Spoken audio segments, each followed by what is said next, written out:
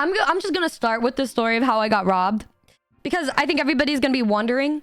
I know that happened at the very end, but I feel like because it was the most recent event, I should share that.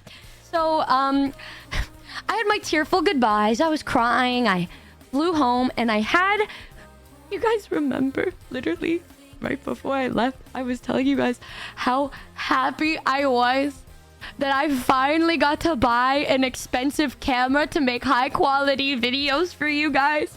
Do you all remember that? I remember being like, I've been wanting a big camera because I've always wanted to be a YouTuber, and I've always wanted a nice, expensive, cool camera, and now I finally have the opportunity.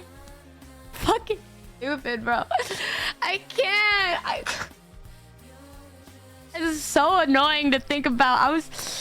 Basically, I've been wanting to be a YouTuber since I was 9 years old, and I'd always look up on eBay all of these cameras that I couldn't afford.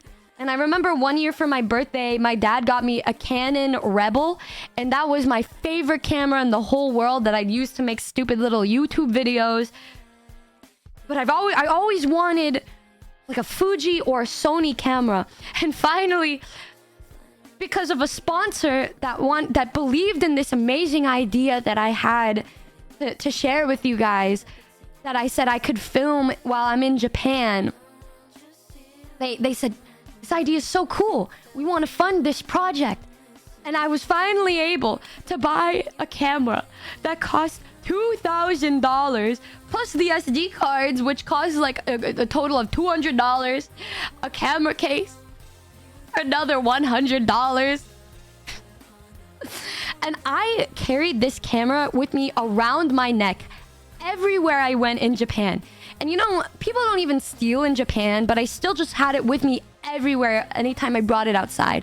I had it all around. I had it around my neck with a little tripod to record every single thing that I could for this video that I had. This video that before I left, I was constantly telling you guys, oh, I have this amazing idea that I can't wait to share with you all. This is going to be the coolest thing you guys have ever seen from me. Why was I advertising something that I didn't even create yet? I was so stupid. But finally, it was time to go home, and I had the camera pretty much around my neck the whole time. When I travel abroad, or anywhere in general, I always bring like the expensive stuff with me, obviously, because if anything gets lost, it's, you know, in baggage claim or whatever, at least it's just my clothes or something, right? All of the actual expensive stuff is with me. So I had my camera around my neck the whole entire time. I finally make it back home to the airport, and I'm texting Papa Numi saying, hey dad, I'm here, you can pick me up. I told him when I finally landed, I got my bags, and this is basically how it went down. Does this story have a happy ending? No. No.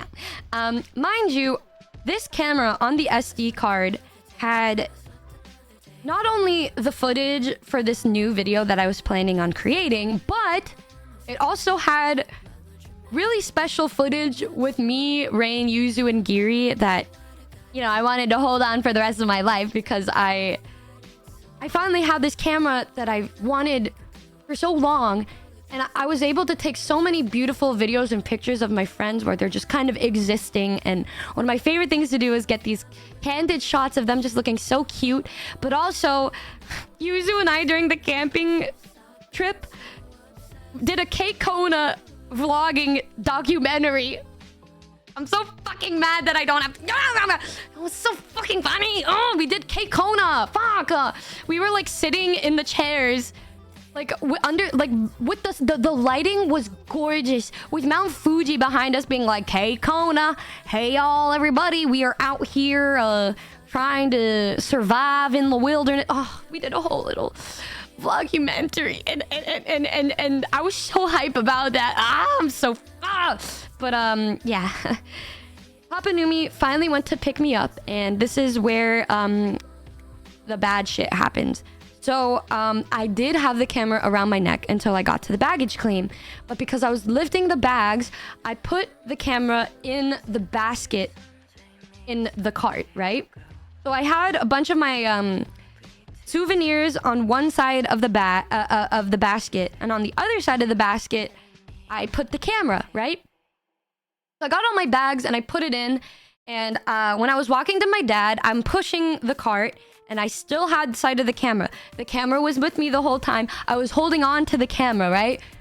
And then I go and I see Papa Numi. And then I run and give him a big hug. And I cry a little bit, obviously, because I haven't seen my dad in 2 weeks. And it's like among the longest time I've been away from him. And after that, Papa Numi was pushing the cart. So I was not paying attention to the cart anymore. Papa Numi was pushing the cart. And then somebody dropped a bag next to me. And I helped them pick up the bag. And then we went to back to the car, went into the parking garage. Everything was chilling. We were just having a good time. I eat Mexican food again. I was living my best life. And then when we get home and I'm putting all the bags inside, I realize the camera is not with me anymore.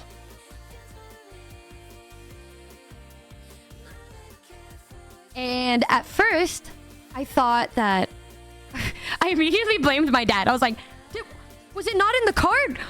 You didn't put it in the cart. And then he was like, what do you mean? Why are you blaming me for this? I don't know. And he said that when he went to put everything in the car, there was no camera in the basket. We went back to the airport and they said that nobody saw anything in any of the baskets.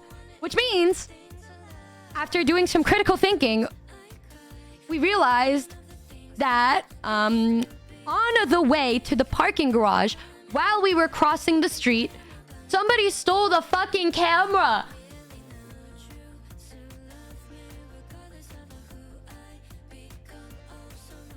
And when I realized that it was gone, I sat in the back of my dad's car and I laid there very sadly for like 15 minutes, just laying there, pretending I was dead. I was playing dead. You know, I was like a possum. I was playing dead because I felt like my life was over, because I'm like, okay, you know, it's not like it's not like there was like an hour of footage on there that for a video that I've been planning for months for you guys that I was super excited about. And then I got really, really sad, and then I cried, and then I fell asleep. And then I woke up and I was like, okay. I was past the grieving stage, and then I got to the acceptance stage, and then Papa Numi and I went over and drove back to the airport, and yep, there was nothing there. The next morning, I filed the police report, and that man did not sound helpful at all. He thought that I dropped the fucking camera. He was like, are you sure you didn't drop the camera? Like, that happens all the time. I'm like, sir, with all due respect, officer, this camera is fucking huge. I would notice it if it fell. Like, it's not like I wouldn't see it fall like that, you know? Like, you would fucking hear it. So I'm like, no, sir. It was definitely stolen from me. And he said, well, we're gonna pass it to the detectives and hope for the best. And we have not heard anything since. So, I also filed a lost and found report and shit, and heard nothing back from that. Yep, that report is definitely in the garbage, and so I've finally come to accept that it's gone. The footage is gone. And honestly, at the end of the day, I don't really care that the camera is gone. Like, we're very like this community and everything, we're very fortunate that like, I'm very fortunate that we do well enough together that you guys, you know, we already know that we're able to afford getting a new camera, right? You can always buy a new camera, but you cannot replace the memories that were recorded on the SD card. Like, I would have fucking said, keep the damn camera. Please, just give me the SD cards. Please. I just wanted the fucking SD. So, you know, it's, you cannot get those memories back. And I had 3 SD cards.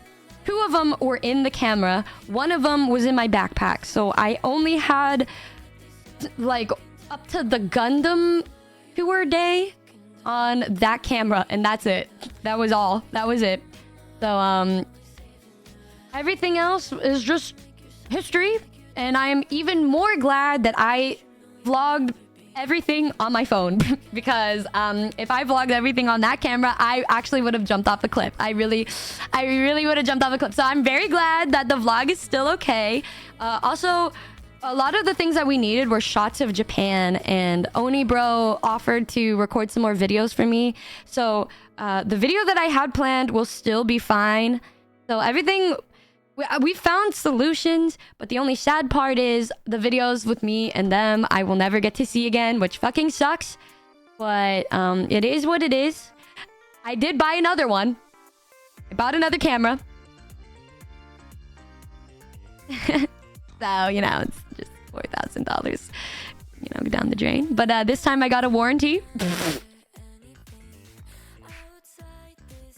And I got, I also got a device that lets you put the SD card straight into your iPhone. So I don't have to wait till I get home to process everything, because if I had an SD reader in Japan, I would have just instantly uploaded all of the files onto my laptop, but I didn't have one.